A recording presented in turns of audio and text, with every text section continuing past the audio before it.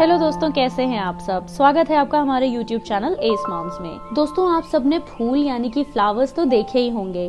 जैसे ही मौसम में बदलाव आता है वैसे ही फूल मुरझाने लगते हैं अगर हम उन फूलों को समय समय पे पानी न दें या उनका ठीक से ख्याल न रखें। ठीक वैसे ही ये जो हमारे छोटे बच्चे हैं, मौसम चेंज होते ही इनको भी प्रॉब्लम्स होने लगती हैं। खांसी होने लगती है, जुकाम होने लगता है। अगर हम इनका ख्याल न रखें तो ये बीमार हो जाते हैं। तो मौसम बदलने के टाइम पे हमें ये ख्याल रखना है कि हम उनके खाने पीने, साफ सफाई और इम्यूनिटी को बूस्ट करने के ऊपर बहुत अच्छी तरह से ध्यान दें, जिससे कि उन्हें सर्दियों में होने वाली बीमारियों से लड़ने में और उनसे उभरने में मदद मिल सके। और केवल बच्चे ही नहीं, हमें अपनी भी सेहत का ध्यान रखना चाहिए, क्योंकि अगर हम स्वस्थ रहेंगे तभी हम अपने बच्चे की भी देखभाल कर पाएंगे। तो चलिए शुरू करते हैं हम आज एक बहुत ही जरूरी टॉपिक के साथ, जिसका नाम है सर्दियों के मौसम में हम बच्चों की इम्यूनिटी को कैसे बढ़ा सकते हैं। तो अगर आपके घर में छोटे बच्चे हैं तो आपको इस वीडियो से बहुत मदद मिल सकती है। तो इस वीडियो के साथ बने रहिएगा और अगर आपको हमारा ये वीडियो अच्छा लगेगा तो लाइक बटन प्रेस करना मत भूलिएगा। तो जब बात आती है छोटे बच्चों की इम्यूनिटी की, तो सबसे पहली टिप मैं जो अपने पहले भी कई सारे वीडियोस में शेयर कर चुकी हूँ वो है ब्रेस्ट फीडिंग। जैसा कि मैंने पहले भी बताया है कि 1 साल तक के बच्चे की हर बीमारी का इलाज माँ के दूध में ही है।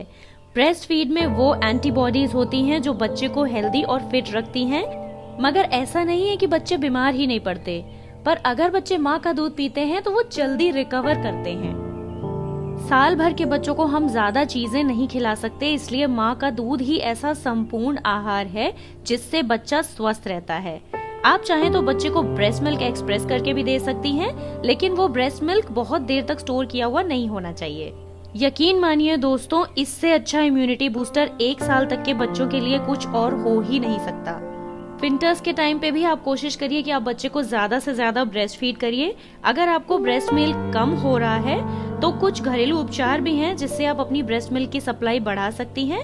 इसका वीडियो मैं पहले ही शेयर कर चुकी हूँ, जिसे मैं डिस्क्रिप्शन बॉक्स में ऐड कर दूंगी। अगर आपने उस वीडियो को अभी तक नहीं देखा है तो उसे जरूर देखिए। मुझे पूरा यकीन है कि उससे आपको कुछ ना कुछ मदद तो जरूर मिलेगी। दूसरी और एक बहुत ही ज्यादा इम्पोर्टेंट टिप है हाइजीन। दोस्तों, बच्चे बहुत ही सेंसिटिव होते हैं और इन्फेक्शन बहुत ही इजीली बच्चों में फैल जाता है। इसलिए हमें अपने घर में हर जगह साफ सफाई रखनी बहुत जरूरी है। अगर हम घर में प्रॉपर सफाई रखेंगे, अपनी सफाई रखेंगे, तो बच्चों में इन्फेक्शन का खतरा काफी कम हो जाता है। स्पेशली जो टॉडलर बच्चे होते हैं, उनको छूने से पहले या खाना खिलाने से पहले हमें अपने हाथ धो लेने चाहिए। और सिर्फ हमें ही नहीं, अगर कोई बाहर से आया है तो बच्चों को छूने से पहले या उठाने से पहले आप उनको भी कहें कि वो अपना हैंड वॉश करके ही बच्चे के पास आएं।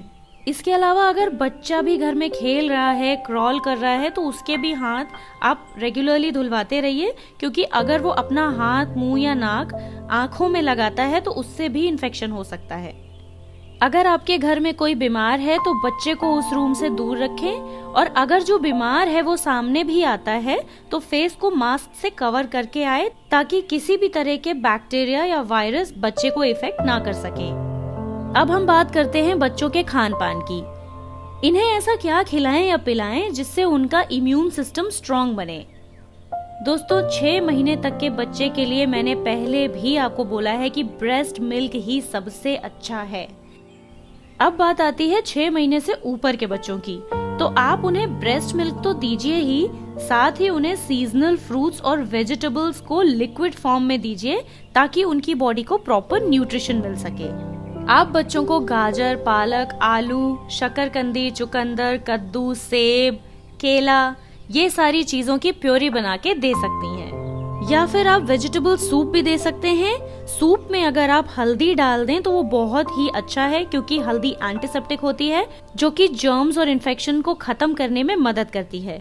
इसके अलावा आप सूप में हींग और लहसुन भी यूज कर सकते हैं, क्योंकि ये दोनों ही गर्म होते हैं और सर्दियों में बच्चों की बॉडी को गर्म रखते हैं। अगर आपका बच्चा 8 महीने से ऊपर है और उसके दांत नहीं आए हैं तो आप रात में बादाम पानी में भिगो दें। सुबह उसका छिलका निकालकर अगर आपके पास सिलबट्टा है तो सिलबट्टे पे बादाम को पीस लीजिए। वो बिल्कुल ही क्रीमी पेस्ट की तरह बन जाएगा, और क्योंकि वो एक पेस्ट के फॉर्म में है तो बच्चों को खाने में भी आसान रहेगा। बादाम में भरपूर मात्रा में प्रोटीन और विटामिन ई होता है जो बढ़ते बच्चों के लिए बहुत ही लाभदायक होता है। आप चाहें तो ड्राई फ्रूट्स में बादाम, काजू, अखरोट, पिस्ता ये सब मिलाकर उसका पाउडर भी बना सकते हैं, लेकिन पाउडर दरदरा ना हो, बिल्कुल ही फाइन पाउडर बना लीजिए और उसे दूध में मिला लीजिए, खीर में मिला लीजिए, या आप कोई भी चीज जो बच्चे को खिला रहे हैं दिन भर में उसमें आप मिला के बच्चे को खाने में दे सकते हैं। इस ड्राई फ्रूट पाउडर में प्रोटीन, कैल्शियम, विटामिन और बहुत सारे मिनरल्स होते हैं जो आपके बच्चों को एनर्जेटिक रखते हैं। अगर आपका बच्चा 1 साल से बड़ा है तो हम उन्हें बादाम का छौंका बनाकर भी पिला सकते हैं। जब हम छोटे थे तब से आज तक हमारी मम्मी सर्दियों में हमें ये जरूर पिलाती हैं और ये बहुत ही ज्यादा फायदा करता है। इसे किस तरह से बनाना है आइए जानते हैं। सबसे पहले आपको रात भर भीगे हुए 5 बादाम लेने हैं। 1 से 2 साल के बच्चे के लिए 5 बादाम बहुत हैं। बादाम जब अच्छी तरह से भीग जाएंगे तब हम उसका छिलका निकालकर उसको थोड़े से दूध के साथ मिक्सी में अच्छी तरह से पीस करके एक स्मूथ पेस्ट बना लेंगे। अब एक बर्तन में 1.5 चम्मच देसी घी गरम कर लेंगे और बादाम के पेस्ट को डालकर छौंक देंगे। फिर इसमें 1 कप दूध के साथ आधा कप पानी डालेंगे और उबाल लेंगे। इसे आप बच्चे को दिन में 1 बार दे सकती हैं और इसके बाद 2 से 3 घंटे के लिए खाने का गैप रखें। इसे बच्चों के साथ साथ बड़े भी पी सकते हैं। सर्दियों में बच्चों की इम्यूनिटी को बूस्ट करने का एक और तरीका है जो कि है जायफल। जायफल की तासीर गर्म होती है और बच्चों की बॉडी को वार्म रखता है। जायफल के फायदे क्या क्या होते हैं और इसे बच्चे को किस तरह से देना चाहिए, इस पे हम पहले ही वीडियो आपसे शेयर कर चुके हैं। इसका लिंक भी मैं डिस्क्रिप्शन बॉक्स में शेयर कर दूंगी। अगर आपने अभी तक ये वीडियो नहीं देखा है तो इस वीडियो को जरूर देख लीजिए, इससे आपको काफी मदद मिलेगी। इसके अलावा आप ओट्स और रागी से बनी चीजें भी बच्चे को दे सकती हैं। बाकी ये बादाम का छौंका जो आज मैंने आपसे शेयर किया है, ये सर्दियों के मौसम में बढ़ते बच्चों के लिए बहुत ही ज्यादा फायदेमंद होता है। आप इसको जरूर ट्राई कीजिए। मेरी अगली टिप है कि बच्चे को आप बाहर जरूर लेके जाएं, जैसे कि पार्क या फिर गार्डन। सर्दियां हैं इसका मतलब ये नहीं है कि बच्चे को बाहर हम निकाल ही नहीं सकते। जब भी धूप हो, मौसम अच्छा हो तो बच्चे को कुछ देर के लिए बाहर जरूर लेकर जाएं। जो बच्चे फिजिकल एक्टिविटीज में इन्वॉल्व रहते हैं वो फिजिकली फिट होते हैं और हेल्दी भी होते हैं। इसलिए फिजिकली फिट रहने के लिए ये बहुत जरूरी है कि बच्चा खेले कूदे। मेरी अगली एडवाइस ये है कि अगर आपके घर में कोई स्मोक करता है यानी कि सिगरेट पीता है तो मेरी आपसे यही रिक्वेस्ट है कि प्लीज आप अपने घर के अंदर स्मोक ना करें और हो सके तो स्मोक करना छोड़ दें, क्योंकि बच्चों के लिए ये बहुत ही हार्मफुल है। एक सिगरेट में 7000 से भी ज्यादा हार्मफुल केमिकल्स होते हैं। जब सिगरेट हमारे लिए इतनी हार्मफुल होती है तो सोचिए एक छोटे से बच्चे के लिए जिसका इम्यून सिस्टम अभी पूरी तरह से डेवलप तक नहीं हुआ है, उसको कितना बुरा इफेक्ट कर सकती है। अगर आप घर पे स्मोक करते हैं तो बच्चे को रेस्पिरेटरी प्रॉब्लम्स भी हो सकती हैं।